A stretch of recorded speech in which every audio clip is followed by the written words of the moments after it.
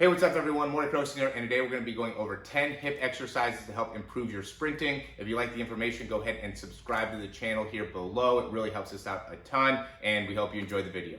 Okay, so before we get started, one thing I wanted to say is that these are things that you could do every single day. I would recommend only really doing one set, just going all the way through. Just helps in making sure that you have proper activation through different parts of your hips. So we'll go ahead and hop right into it. First one's a single leg bridge. You can see my foot's a little bit elevated here. I'm going all the way up. I'm making sure to really drive my hips up as I'm going lifting off the ground, pushing through my heel and making sure that I'm allowing my pelvis to come all the way up underneath. I don't want to be stuck in extension in my lower back as I'm going through there.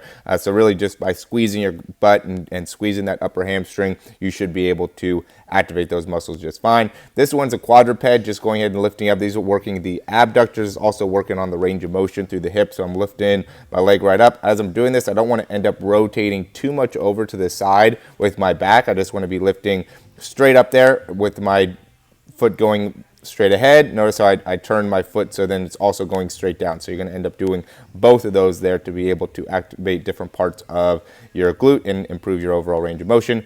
This one's going to be just like a donkey kick exercise. You can see how I have a very, very light band here, very light resistance. You don't have to have a band for this, but it gives you a little bit more resistance when you do. Notice I'm just kicking up here. I want to be aware of the extension in the lower back. You really want to be sucking your belly button to your spine there, so you don't want to end up getting too much extension, especially as you're going through the motion. Notice how, my back's staying pretty locked in as I'm going through it. You don't see a ton of movement going on in the lower back. Most of the activation is happening in the glutes and the hamstrings and building those up. The more movement that you have in here, then the more stress is going to be put into the lower back, where really the stress wants to be in this general area when doing this exercise.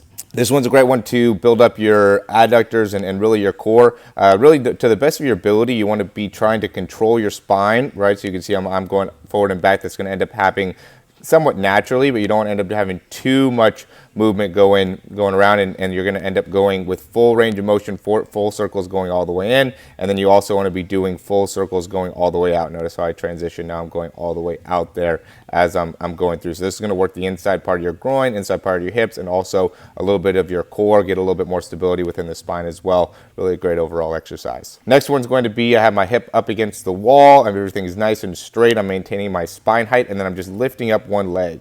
Okay, the easier that this gets, you can start to bring your legs closer in, so make it so they're more straight, and also you can make it so they're wider out.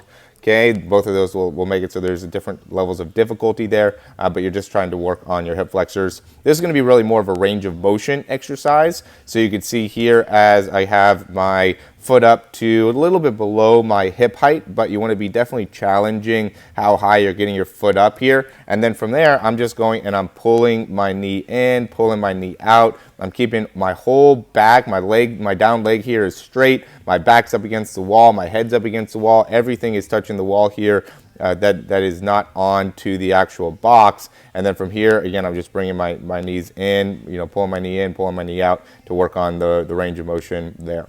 Next one's going to be a extended hip extension exercise. So what you're going to be doing is keeping that leg extended and then just pulling that foot back. So you don't want to have too much bend in the knee there. You want to focus on just keeping that leg as straight as you can. Again, I'm using a very light band here. I don't need a lot of weight. I just really want to be able to get that full extension and feel how my core activates as I'm going in and pulling back, and also how well I'm able to actually activate within my hamstring and glutes. Most of these exercises are going to be for your hip flexors and your hamstrings, just things that you could just do to help with the activation there, keeping that nice and healthy. This is going to be a hip flexor stretch, so you can see I keep my hands up overhead. I'm keeping my body nice and straight all the way down to my knees. As I'm going down, try to touch that knee to the actual ground while maintaining everything nice and straight. It's a good exercise to do without shoes on too, just because it could help build up a little bit of ankle balance and ankle control there. But big thing is you want to make sure that you're getting a great stretch within that front part of your hip flexor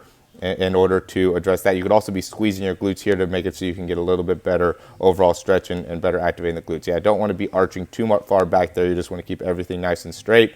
This is a hamstring stretch. This is something that you could just do. And what I'm trying to do here is I'm trying to straighten my knees the best that I can. And I'm also trying to get my hips down to the ground simultaneously. So you can see, I mean, I've been doing a lot of yoga. I'm still not getting great range of motion here, but you want to be able to work on this as well. For a lot of you guys that have stronger hamstrings, I've been working a lot on my hamstring strength as well. This exercise is going to be a little bit more difficult. So it feels great in terms of stretching out your hamstrings, but it also is difficult because of the stretching of the hamstring. Okay, last one here. What we're doing is just lifting. This is going to be a whole adductor primarily exercise here. So you're just lifting up the leg, bringing it straight up there. Notice how I'm positioned here. I'm up onto my elbow there, and I have my other hand just down on the ground, have one leg up and over, and then I'm just lifting straight up from there. Okay, and you can play with this foot. The foot could be upwards. It could also be extended. I would do a little bit of both. And then notice how I bring my leg back a little bit. Now I'm really trying to lift and go back at the same time. So that's going to get a little bit more of that part of your adductor hamstring, and just make it so you have plenty of strength all the way through there, plenty of range of motion. This is an exercise that, you know, some people will be very good at and should be easy. And then there's going to be some people that will struggle with that, and just understanding, you know, that this could be something that could help you out. You could also make it so your toe faces straight ahead, and work on this exercise that way as well. So, you know, play with your foot coming that way, play with your foot coming extended, then also play with your foot facing straight ahead to make it so you just get different parts of the overall muscle. All right, those are going to be the exercises to help you improve your hips as a sprinter.